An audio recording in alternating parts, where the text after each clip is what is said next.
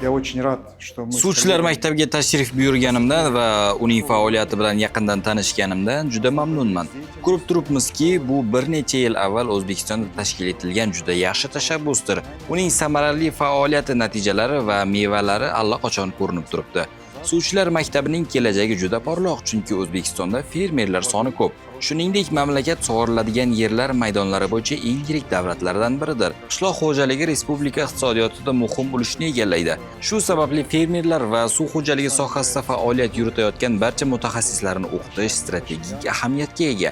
Suvchilar maktabi suv resurslarini boshqarish va ulardan oqilona foydalanish borasida muhim o'rin tutadi.